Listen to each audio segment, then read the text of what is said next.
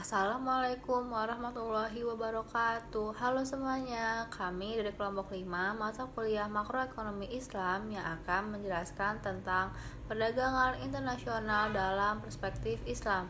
Sebelumnya, saya Nabila Gesani. Perkenalkan, saya Najia Gustiawati. Dan perkenalkan, saya Silvani Rizky Amalia. Di sini saya akan menjelaskan mengenai definisi dan mekanisme perdagangan internasional dalam perspektif Islam. Perdagangan yang disebut trade atau commerce merupakan pertukaran barang atau jasa secara sukarela tanpa ada unsur paksaan.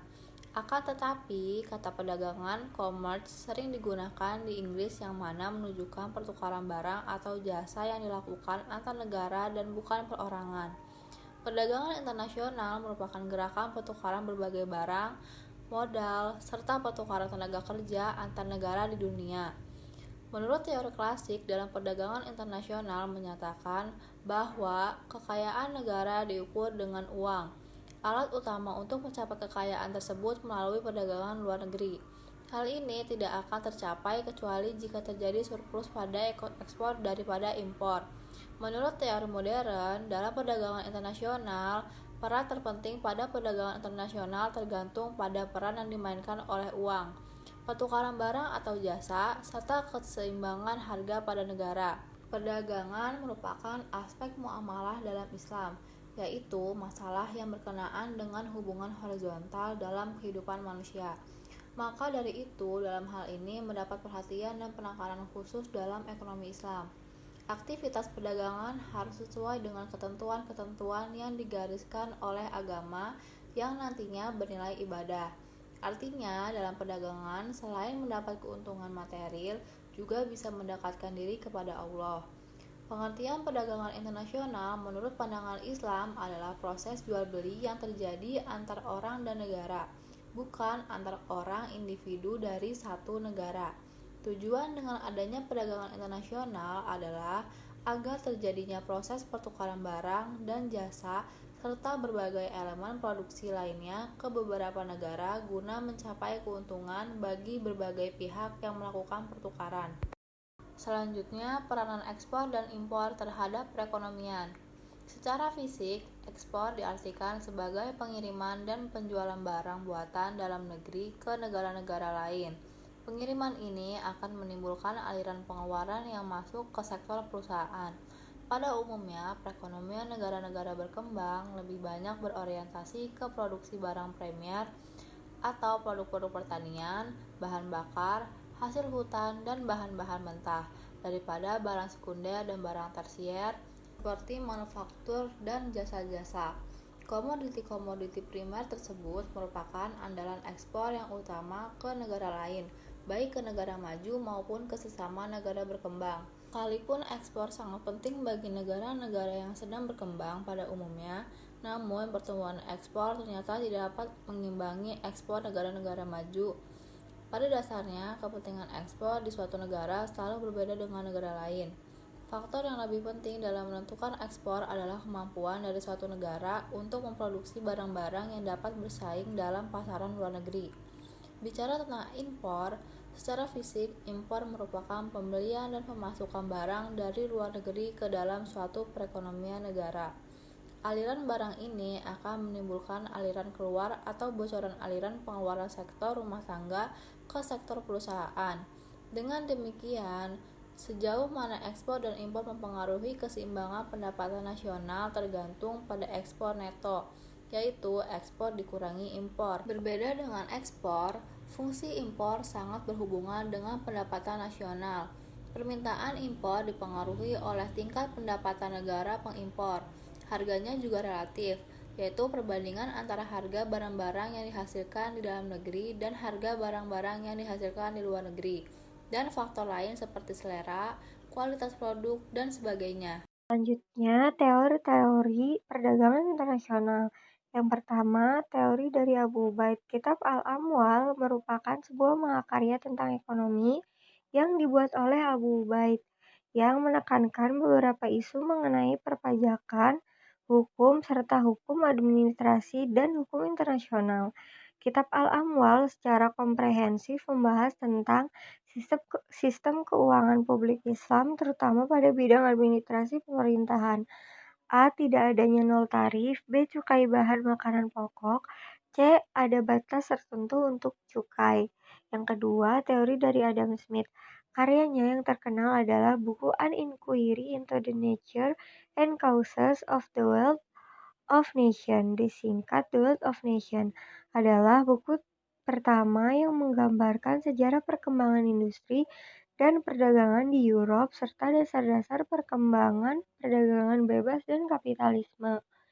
A. Invisible Hand. B. Kebebasan. C. Pasar bebas.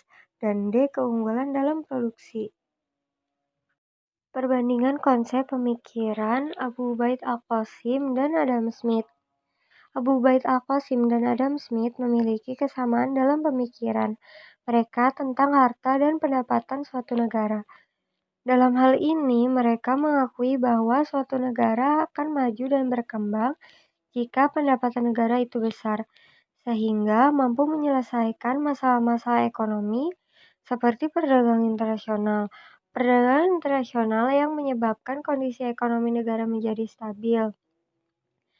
Dalam mengatasi masalah ini, untuk memulihkan perekonomian agar dapat berjalan dalam kondisi stabil, dalam upaya untuk memecahkan masalah konsep perdagangan internasional pada ekspor dan impor di dalam perekonomian di atas, Abu Ubaid al-Qasim dan Adam Smith memiliki perbedaan cara untuk mengatasinya. Mereka memiliki instrumen mereka sendiri dalam memecahkan masalah ini, antara lain perbedaan hukum, perbedaan transaksi, perbedaan orientasi, perbedaan pembagian besar tarif, dan pengawasan. Selanjutnya mengenai kebijakan perdagangan internasional. Kebijakan perdagangan internasional diartikan sebagai tindakan dan peraturan yang dikeluarkan pemerintah untuk mempengaruhi struktur, komposisi, dan arah perdagangan internasional. Adapun macam-macam kebijakan perdagangan internasional, yaitu kebijakan perdagangan bebas, kebijakan perdagangan proteksionis, dan politik dumping. Yang pertama yang akan dibahas mengenai kebijakan pasar bebas. Kebijakan pasar bebas adalah kebijakan perdagangan yang menginginkan adanya kebebasan dalam perdagangan sehingga tidak ada rintangan yang menghalangi arus produk dari dan ke luar negeri. Kebijakan perdagangan ini berkembang seiring dengan adanya arus globalisasi, di mana antara negara satu dengan negara lain dalam kehidupannya lebih transparan, tidak dibatasi oleh batas-batas teritorial tiap-tiap negara. Yang kedua yaitu mengenai kebijakan perdagangan proteksionis. Kebijakan perdagangan proteksionis adalah kebijakan perdagangan yang melindungi produk-produk dalam negeri agar mampu bersaing dengan produk asing yang dilakukan dengan cara membuat berbagai rintangan atau hambatan arus produksi dari dan ke luar negeri.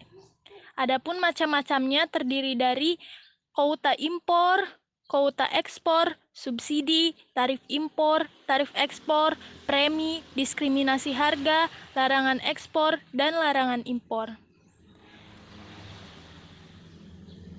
Munculnya kontroversi kebijakan proteksionisme menyita banyak perhatian sejumlah negara karena sudah menjadi praktek dan hukum legal dalam peraturan ekonomi politik kontemporer.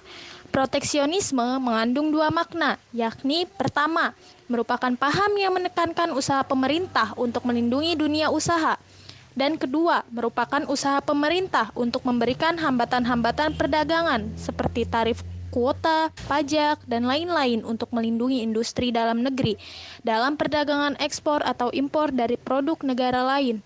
Proteksionisme diartikan sebagai kebijakan ekonomi yang menghambat perdagangan internasional melalui tarif bea masuk impor. Yang terakhir mengenai kebijakan dumping. Kebijakan dumping atau biasa disebut dengan politik dumping adalah kebijakan perdagangan internasional yang menjual hasil produksi lebih murah di luar negeri dibandingkan di dalam negeri. Tujuan politik dumping ini adalah untuk meningkatkan daya saing serta memperluas pasar. Dumping adalah praktik dagang yang dilakukan eksportir dengan menjual komoditi di pasar internasional dengan harga yang kurang dari nilai yang wajar atau lebih rendah dari harga barang tersebut di negerinya sendiri atau dari harga jual kepada negara lain pada umumnya. Suatu produk juga dinilai termasuk kualifikasi dumping jika barang tersebut diperdagangkan di dalam pasar negara lain dengan harga lebih rendah dari nilai normalnya, its normal value, atau jika harga ekspor produk itu lebih rendah dari harga normal, the comparable price, yang berlaku untuk barang yang sejenis, the like product, di negara importir di tempat barang ekspor itu dipasarkan. Ada berbagai akibat yang dapat ditimbulkan dari praktik dumping ini. Di antaranya, produk sejenis dalam negeri kalah bersaing akibat harga produk impor tersebut jauh lebih murah dibandingkan harga produk sejenis yang ada dalam negara domestik.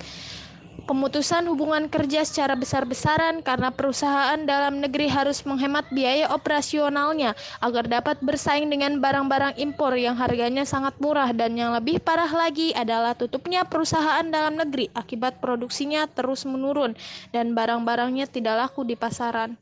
Terima kasih. Sekian dari kami, kurang lebihnya kami mohon maaf. Wassalamualaikum warahmatullahi wabarakatuh.